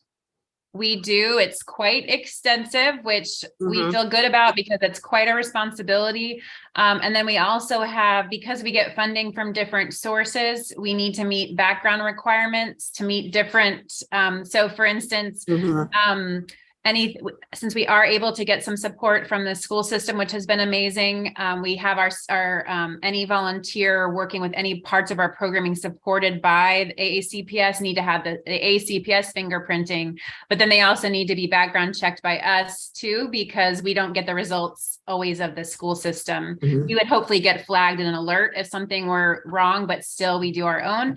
And then for the after school program, which is in partnership with the Maritime Museum, they're operating under their own MSDE license for childcare, after school care. And so if a mentor is working at that after school site, they also have to be background checked by a fingerprinting, but one of the CGIS places. So a mentor does have to be willing to go through at least 2, if not 3 of our background checks. And then it's about the, willing to be, receive training. So we have about 2 hours of initial orientation and training. We do back, reference checks and really looking to make sure people's values match our values. So we follow the school system's non-discrimination policy related to race, ethnicity, perceived or actual, as well as gender identity, immigration status. So we just want to be clear with everybody that, we have students who represent all different types of identity, and we're here to value and uplift all of those. So really only want people whose values match that. And then that's about just being a good listener. So we know that the best mentors are often people who come from the helping field or have been a mentor before, and who are able to just really listen and follow the lead of a young person. I know you have been to the caucus previously. That might be a good audience for recruiting mentors also. Yep, so, you're right. We should go back. So once again, thank you. Great presentation and great information. Look forward to seeing you again. Thank you. Thank you so much for all you do and for your support. Thank you. I'm going to move to a question from Jamie. Hi. Yeah, I just wanted to ask again, can you explain a little bit, you are working with community schools so that they have this information and stuff also? So we have reached out to Shannon Pugh, Dr. Pugh, who oversees that aspect of the ACPS community schools. And so she has come and done speaking where she explains community schools and talks about how nonprofits can be involved with our nonprofit collaborative group. And then we have also just been trying to help match different nonprofits with schools who have had that need. And so, for instance, with Mills Parole, we were trying to help just connect different nonprofits, including ourselves, with some of the community schools. So we currently ourselves are not directly partnering as part of any community school, but we currently have students at many of the community schools. So we're kind of waiting. I feel like as the community schools mature, there's been different focuses for them. And so for us right now, as they're laying that groundwork, we've been just more focused on supporting our young people who attend those schools, and then but are excited to partner further in the future with the community school. And we Okay. do get reach out. The main way that we interact right now is if we have a community school manager who will reach out and say they have a student or a family that's interested in enrolling. So Tyler Heights just a couple of weeks ago reached out to say that they had 2 students they thought would really benefit from our program. And Mills Parole has also done that. So that's how we're interacting right now. Okay, yeah, and that was going to be my next question. So the community school leaders can reach out to you, and then is it like an application process? We have an interest form that gets filled out, and we don't have any set right now. If we have a spot, we typically will fill first by kids who are already related. So if we are already serving a family and serving siblings, then we typically would fill then with another family member, because we know if we're supporting one parent and caregiver, then that support could be really intensified if we're serving all of the young people. And then when we have other openings, we really will take any student who lives in Annapolis and has a need for additional support. There's not really any criteria beyond that. Although for my middle schoolers in the same room, and I'm sorry for the background noise, but for most of our grants, we primarily serve kids who live in public and subsidized housing. I think like 99% of our students live in public or subsidized housing. And then a couple of the families who don't, or I should say like 95%, have actually moved out since we've been working with them. So we've had 2 families who have moved into different apartment complexes, but out of public or subsidized housing.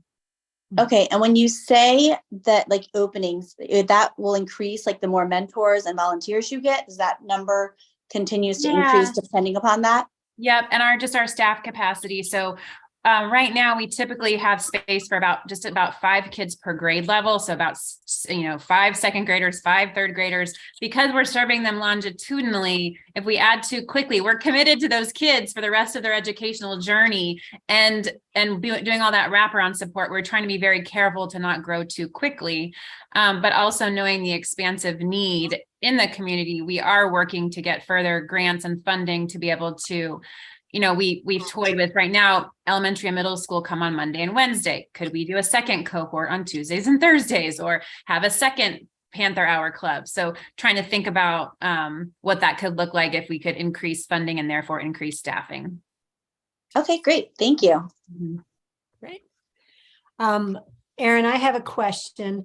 So if someone's not able to be a mentor, but would be able to give like discrete blocks of help, maybe to your staff or other people, I know we had a college consultant who helps like Annapolis High students and offered some pro bono services to help with them with that.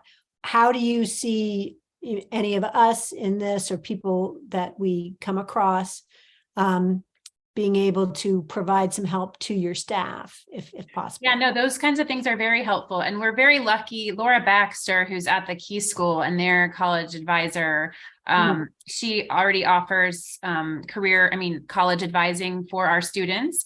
And so, but it's really nice to know now that, Janet, that you shared that we have another backup person, because we normally go to Laura first because we have known her for so long and have that relationship, but just starting to build up that list of people that we can call on is definitely helpful. Someone offered up volunteering who is an executive functioning coach. And so just knowing that now, and some of those people, it might take us a while to follow through with, because, with all of our students finding the right kids for the right opportunities, it might take a while, but usually it'll happen. So it just might not be right away. And then, often we'll have random, this weekend we had some people who volunteered and helped us. We got some donated books. And so somebody spent 3 hours helping us unload books, organize them. There's definitely, if someone's interested, ways to help that aren't mentoring or tutoring. Okay, great. I know just coming to your intro night and making the connection of some of the people you have existing, I was able to connect them with and let the commander at the junior ROTC program at Annapolis High, who's phenomenal, with Ms. Richardson, give that contact back and forth and find ways to support some of our staff members at Annapolis High who are guiding students like that. So thank you for making those community connections. For sure. And hearing you speak, Janet, about helping a family give advice about enrollment for high school, I was just thinking I might bug you to help our 3 ninth graders as they're thinking about that meeting. Yeah, coming up. so Really, my that'd be biggest takeaway is like, and for anyone, but especially for some young men, like see if there's room in weightlifting class. Mhm. Weightlifting class is one of the best ways that a lot of our students can get their frustrations out. Every teenager goes through these hormonal frustration phases, and I won't say if mine punched a hole in the drywall or not, but they need avenues of getting that out and being able to settle back down. And for everybody, it's not yoga for everybody, So selecting the classes that you take to balance the load in high school is really key. And a number of people in this room might be able to help the families think about that 4-year plan of what can they take, what do they want to be exposed to, how do they balance the happiness of their day, right, things like that. Thank you. Yeah. Yes. Well, thank you so much for joining us tonight. Super, super helpful to see the incredible breadth of what you guys are doing, and hopefully I'll make sure that the commission members all have your website and contact information. If you can send me your presentation after the will do. Thank you. after And the I might pop off in a second because I have been Yes. ignoring my children. So Thank you. Thank you for all your time, Erin. my pleasure. And Alderwoman Finlayson, did you have your hand raised again, or was I just didn't want to cut off before I answered your question if you had one? Nope. Okay. She's good. Thank you, everybody. Thank you, Erin. We do have one other person who joined us, Mr. Jamal. Yes, hello everyone. I had to leave and come back. So my name is Baron Jamal. How you doing, Miss Lee? I'm Belle's son. So I participate. And I listened attentively to this the earlier session where we had the people on from the Board of Ed. So last year, as everybody on this phone call know, there was a fight at Annapolis Senior High School. We had 16 young men in a fight, a stabbing. I was with a group of men led by Darius Stanton, and we went into Annapolis High School. So what we're still working on is to organize and to get volunteers from men who live in the city of Annapolis and Anne Arundel County and who are from the neighborhoods. Myself, I'm a graduate of Annapolis Senior High School. I was a starting quarterback on the football team. Also I guess you can't say graduated, but I matriculated through Annapolis Middle. And I was at Mills Parole when Mr. Mills was still in the hallways walking with a paddle. And those days are long gone. Yes. And Jan, you mentioned something about the hallways and things like that. And we're trying to teach young men to have discipline. So I had to have discipline. I didn't really want to go in, and particularly I didn't want to contradict anything that was being said. But I can tell you from my observation, we have students, and I'm not going to say the majority of the students, but we have enough students who board the bus, get off the bus, and they're not looking to go inside of a classroom for the 5 hours of the school day. In and out of the bathroom, smoking marijuana. They don't have enough community advocates or even staff dealing with what's going on in the hallways. Just 2 weeks ago, I was at North County, and I'm also an active member of the Caucus of African American Leaders on the Education Committee, and I work with Mr. Thornell Jones and others who are working with the state blueprint. And so not to belabor, because I know we're at the end of the meeting, but just 2 weeks ago, I was at North County High School where a young lady was an honor roll student, didn't have any problems until she got to North County High School. Fortunately for her, her mother was very active and invested in her daughter's education. And we've talked with a lot of the counselors. A lot of the parents, unfortunately, are not invested in their children's education as they need to be. And so in any way, this young lady, she was pretty much a victim of the culture at North County High School. When the bell rings, they have kids in the hallway. the principal, Mr. Jefferson, he was excellent, and he reminded us that where North County is now, that used to be one of the middle schools. And he was just telling us how his hallways aren't built for high schools. And so you have bumping of children in the hallways in the middle of the day.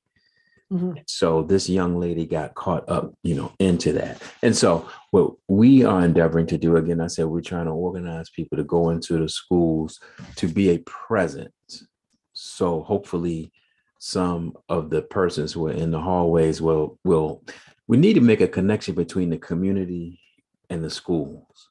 Yes. That doesn't exist right now. These young people believe that they can do certain things in the hallways, and their parents will never be none the wiser, perhaps, when they get home. So what we're trying to endeavor to do is close the gap between the community and the schools. And some of these students, particularly a lot of the young men, they need to see other men that they have a respect for. Yes. That they know have ties to the community. So I'll reach back out. And Miss Odessa invited me to this meeting. I was talking to her about this. She said, Baron, the meeting is here today. So thank you all for what you're doing. And I hope to be involved, and I hope to talk to you all offline a bit more about what we're trying to do in the schools, which again is to be a presence, to have more of a male presence in the school from the community standpoint, and not to interfere with the what goes on, but we want to be like a resource or a support to the administrators that are dealing with trying to get the young scholars, is what we call them, to class on time is the goal. And then also do some other things out in the community, some more intensive things, but not to be walking hall counselors. They only have 5 minutes to get to class. In Annapolis High, Miss Karen Moses, she was very helpful and concerned about what's going on in the schools, but they only have 5 minutes to get to class. So, and I even had to remind some of my volunteers is that the hallways is not the time to be mentoring and molding young students during the school day. The school day is for getting into class, getting those 3 R's. But after that, we can do some other thing. So, again, thanks for acknowledging me, and I was glad to be on today. Oh, totally. We are thrilled to hear you speak with us and know of your group of men who have been stepping up at Annapolis High. And that is really exactly what we want to connect with, want to nurture and support, and know what you see that we've experienced. Annapolis High can be a great place, but it's crowded, and the bathrooms are a problem that we don't want kids loitering. We want them to be there with a purpose, and find their purpose and passion. Yeah, we were a bit shocked by that. We understood because of the fighting, there was loitering going on. So we just thought the students needed a little incentive to get to the classrooms. But then we discovered that was not the problem.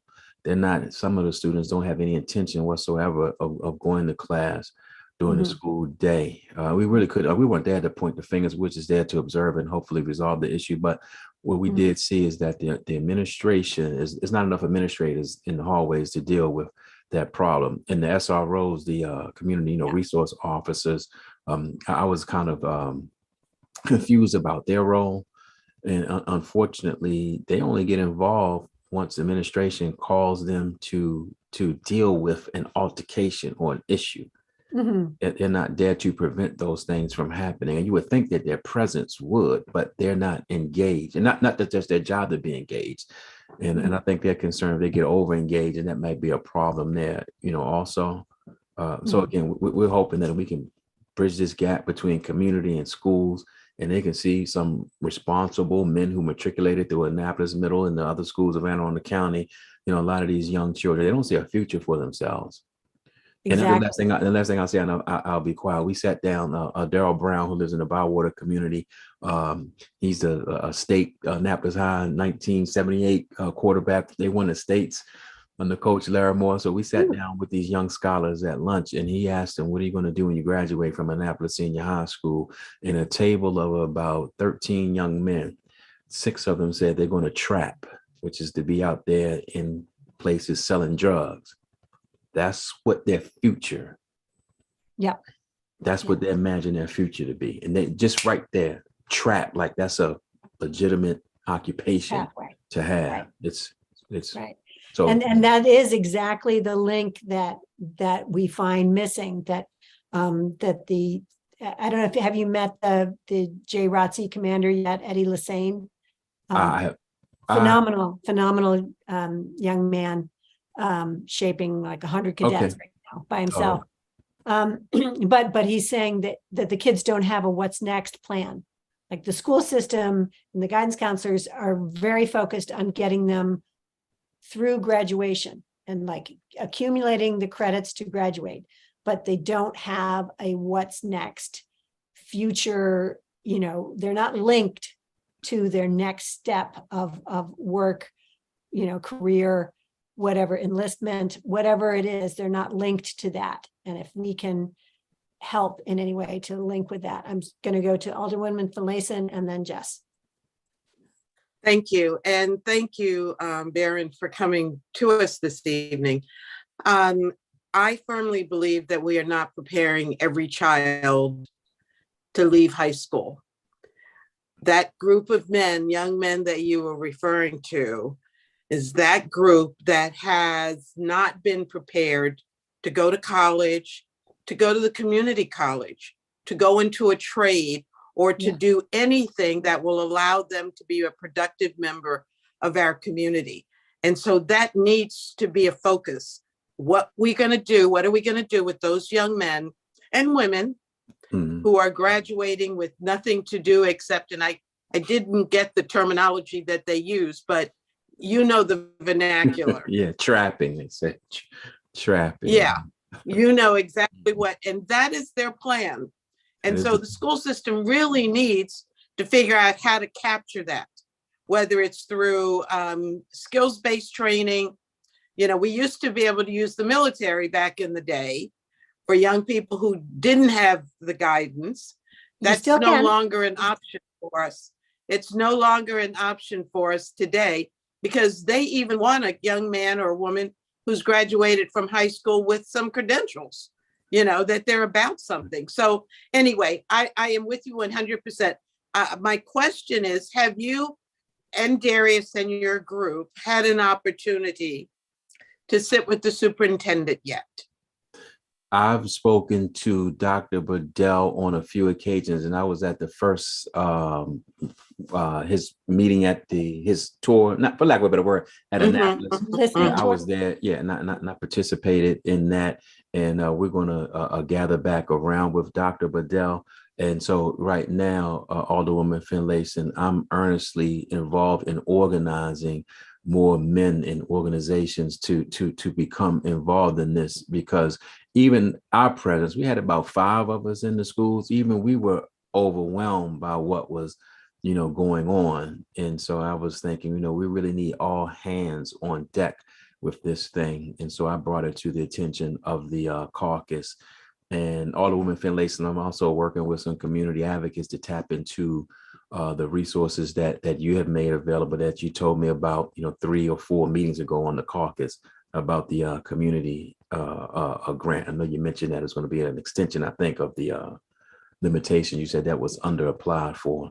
So it's a lot of work that needs to be done. But I'm hoping to speak again with Dr. Bedell soon. I spoke with him about our idea, and we just need the support of organization, like yourselves. And I'm also working with Orly Reed here in Annapolis. I don't know, some of you might know Orly Reed, but he's somebody that knows what he's doing. His grandson is Eric Reed, an outstanding young man, and Justin Reed of the Kansas City Chiefs. And I went to school with his 2 sons, Eric and Bruce. And I'm hoping that he and Dr. Paul can also put together something that we can help the parents to learn different tools and ways of communication with some of these young scholars, because we've heard reports where the parent, even if the school counselor might call about, we're talking about, Jan, you were talking about, and I think maybe Jessica, we're talking about children not being in school.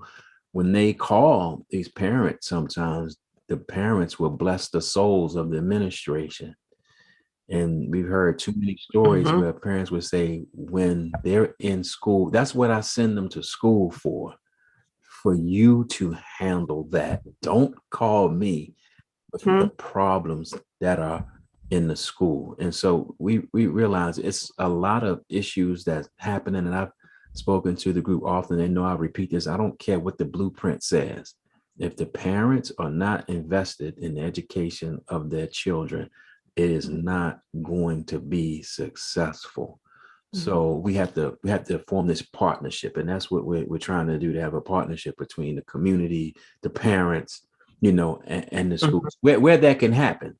Unfortunately, it's not gonna happen for all, but hopefully we can have some people who can pair up, mentor, and have some other people pick up the slack. But we have to be out there in the community. So Exactly. Well, two things. One, I contend that if you have an opportunity one-on-one, present what you're doing with Dr. Bedell, he will embrace what you're doing.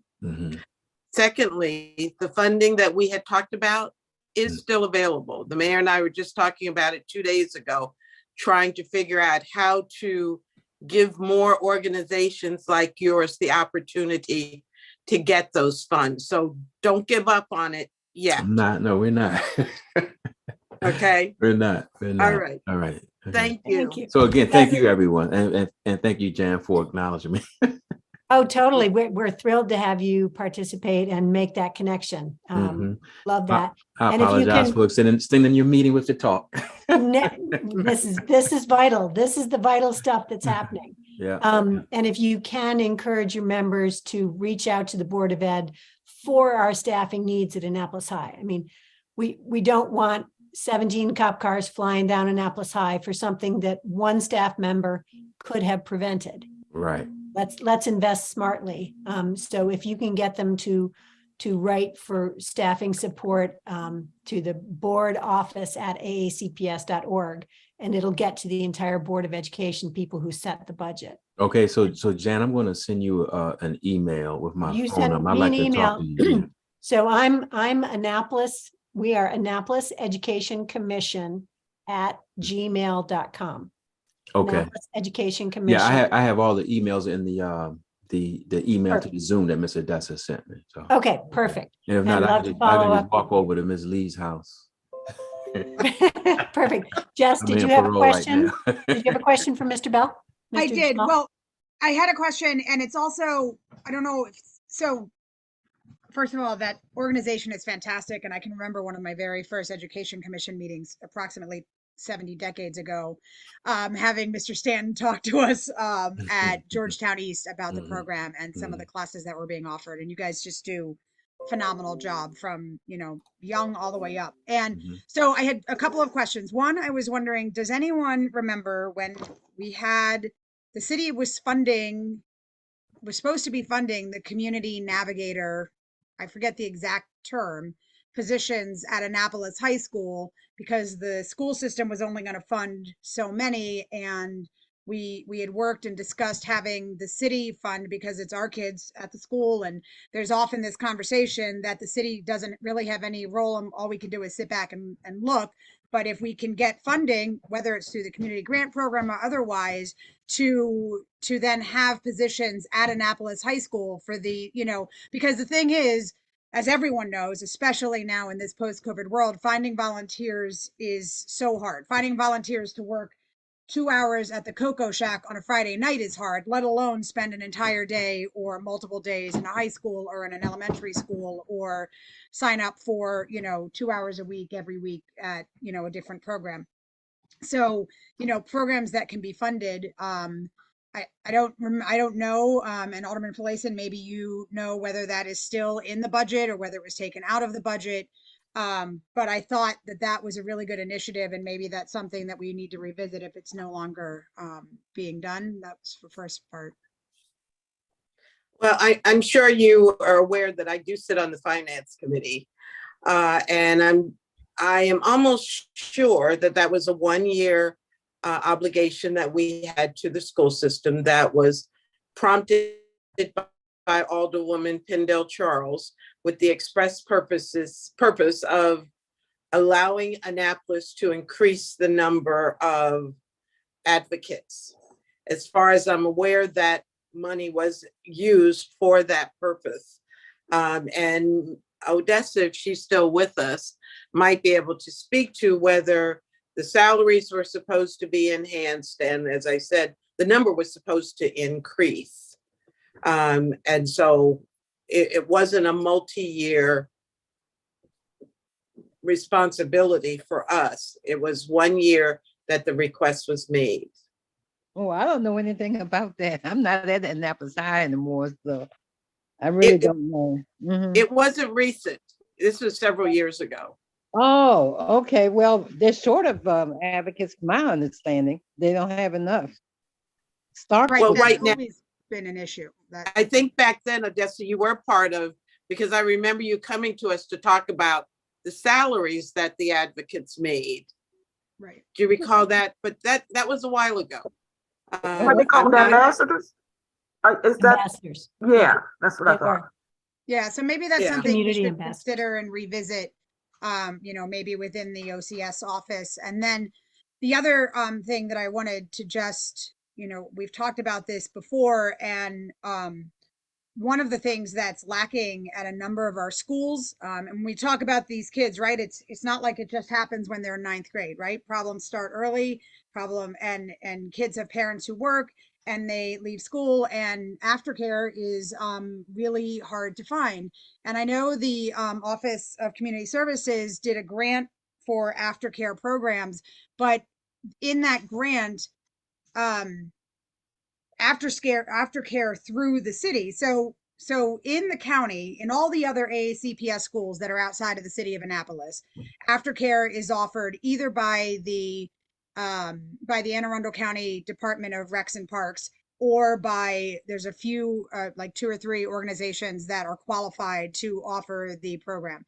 In the city, an aftercare program, in the city of Annapolis, aftercare is only offered by the city of Annapolis, and it's only offered at a few schools, and it's fairly limited. And for a while it was almost non-existent. This past year we have more schools than we have, but it's a continuing issue, and it still costs money. So if you're working a low-income job and you're living paycheck to paycheck, then paying for aftercare so that your kids can go to school and have tutoring and have all of the various things that they could use, rather than just coming home and playing Xbox games until mom and dad get home, or not that running around the neighborhood isn't a good thing, and there is an advantage to being outside, but obviously a lot of our kids could use the extra support that aftercare provides.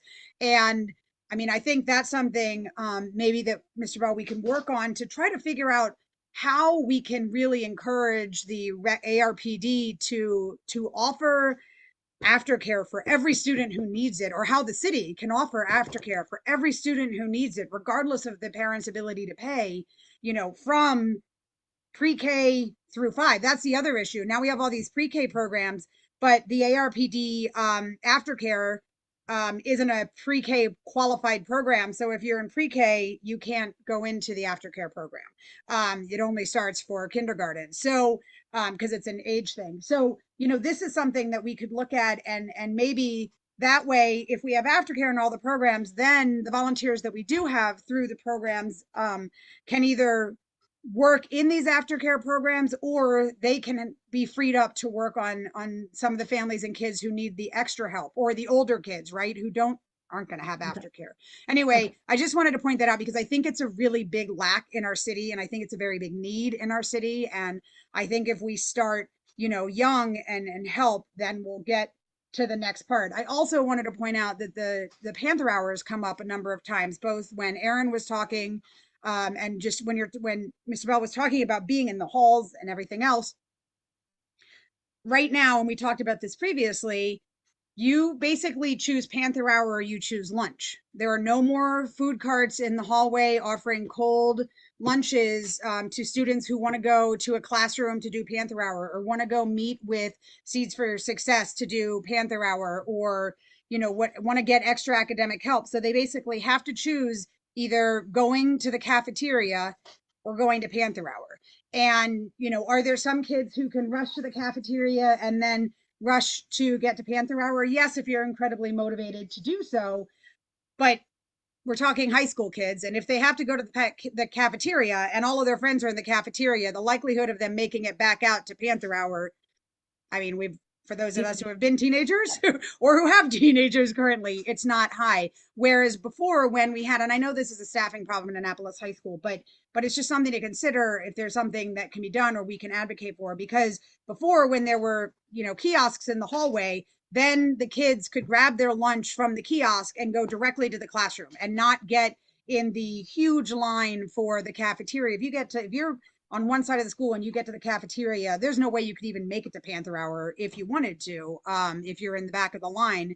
So these are some issues that are creating barriers to our kids getting the help they need, and maybe, eliminating some of those issues are things that maybe we can figure out how we can advocate for as a community, as a city, as, together. Okay. So just briefly, the Panther Hour is broken into 2 half-hour pieces. And so the young scholars are encouraged to go to a class for the first half hour or even the second half hour and go to lunch for the first half hour or the second half hour. So that's how it's broken down.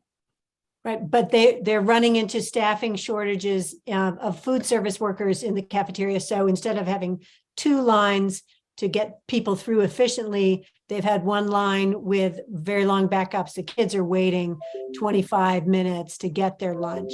So this is what we observed, and we were shocked. The cafeteria did not seem to be that voluminous. And we were saying, where are the young scholars?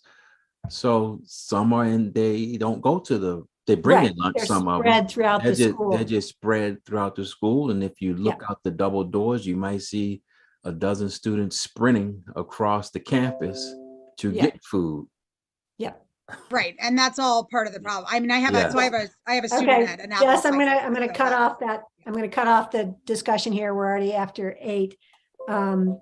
But we're going to make some connections and follow up with these important things. And please do advocate to the Board of Ed for increased staffing needs for all of our schools that need them. We really need your specifics and your voices to make those important points. Thank you.